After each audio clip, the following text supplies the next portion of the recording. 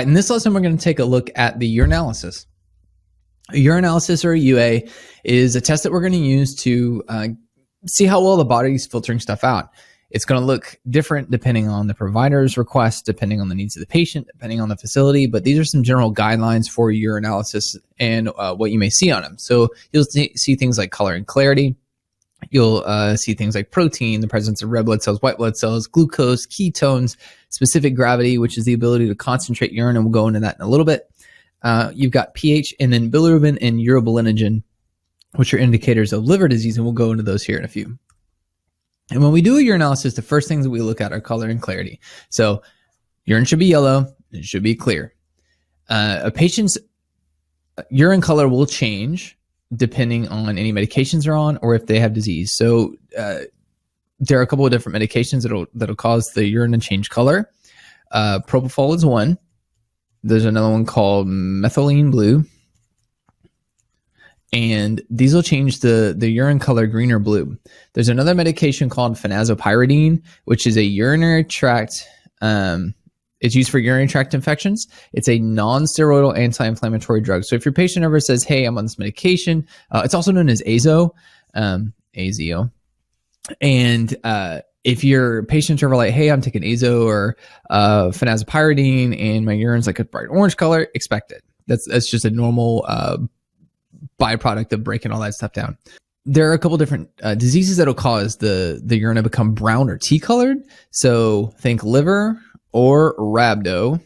If you see those, or rhabdomyolysis, you'll see that'll actually break down in that myoglobin, and the proteins will actually cause the you'll see the myoglobin changes it to that brown or tea color, and the liver is because of the bilirubin. You'll see it turn red if you have some sort of trauma. So if you have trauma to the ureters, trauma to the bladder, trauma to the urethra, that will actually cause the urine to become red.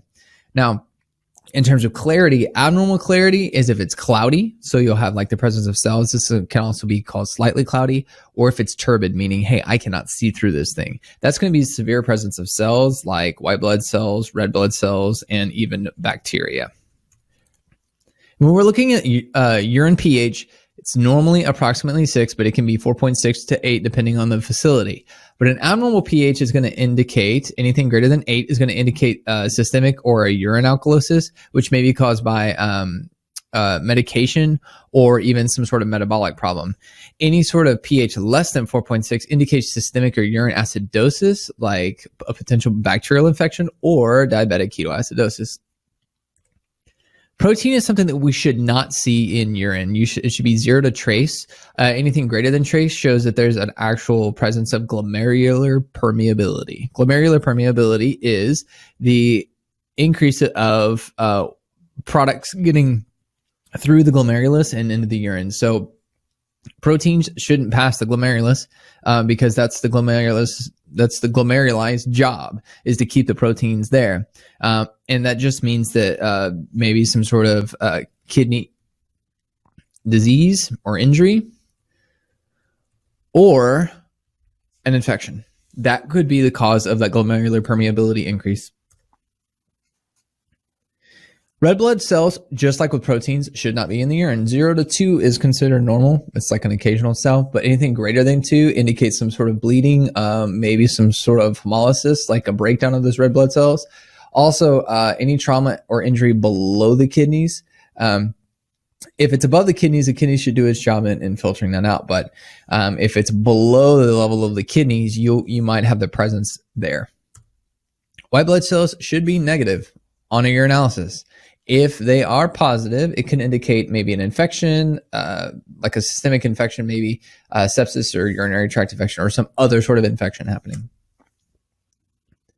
With glucose and ketones, they should both be negative on a UA. If they're positive, they could indicate a disease process like DKA, diabetic ketoacidosis. With DKA, you have the increase, a massive increase in the serum glucose, which means that the body can't keep up, so it gets kicked out to the kidneys. And if you have ketones in it, it means ketones are being used as a form of energy, for the patient because they can't utilize the glucose. So the ketones get kicked out in the kidneys into the urine. It also may indicate some sort of other metabolic or endocrine disease going on. So urine-specific gravity. So urine-specific gravity is the ability to concentrate urine. So let's draw this line. This is concentration. This is concentrated. This is dilute. Specific gravity of water is 1.000 here. Normal range is 1.010 to 1.030. 1.030. Our urine specific gravity should be in this range right here. If it's, first off, it's going to vary among facilities, but this is a general rule for most of it. If it's less than 1.010, that means that so imagine you have this jar and it's got water in it. And then we start adding things, waste products like BUN and creatinine that the kidneys get rid of. So now it's not just water. It's actually more concentrated than that. So that's why it starts to go this way towards a concentrated area. So the closer it is to 1.000, that means it's closer to water, means it's more dilute. If they have too much water in their system from like overhydration, you're going to have a decrease. The kidneys are going to kick out more water, therefore it's going to be more dilute. Then you have conditions like diabetes insipidus, where your pituitary gland is basically telling your kidneys to kick out more water. So you have this increase of water in the urine. So therefore it's more dilute. Oppositely, anything greater than 1.030 this way is more concentrated. So that's an indication of dehydration. It could be also an indication of the opposite of DI, which is syndrome of inappropriate antidiuretic hormone, which basically says we're going to hold on to more water. So you have less water in urine, therefore it's more concentrated. Lastly, when we're looking at urine, we're looking at bilirubin and urobilinogen. These are both supposed to be negative. But if they are positive, it could indicate that there's a problem with this guy right here, the liver. Means it's that the level of bilirubin is going up in the blood, and the liver's not putting it out into the GI tract where it's supposed to go. And it's actually going out into the kidneys instead and turns up in the urine.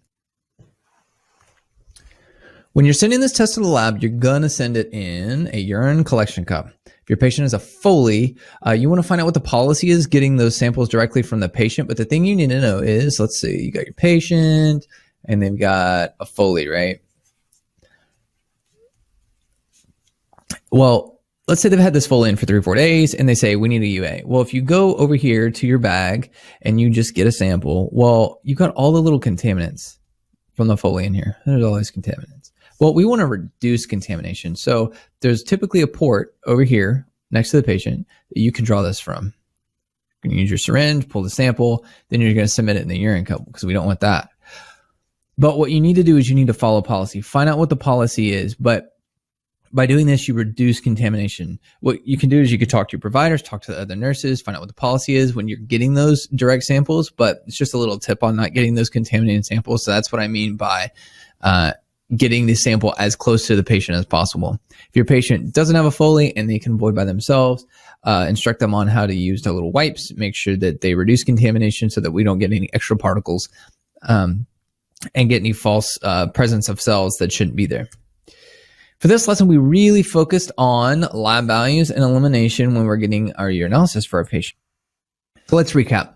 Urinalysis has multiple values, and it has several different indicators that are going to tell us what's going on with our patient. The reference ranges and the biomarkers are going to vary per facility, and it's going to depend on the capabilities of the lab, so find out what those are. Also focus on getting a clean catch. You want to reduce in contaminants. Instruct your patients on how to appropriately use their little urine cups, and if you have the ability to get the sample via the Foley, find out what the policy is. Lastly, the urinalysis can tell you lots of information on your patient. Also, there was a lot of information in this lesson, so I encourage you to go check out those other lessons about like DI and SIADH so that you can get more info and find out why these things happen for your patient. So that's our lesson on getting your urinalysis on your patient. Make sure you check out all the resources attached to this lesson. Now go out and be your best selves today. And as always, happy nursing.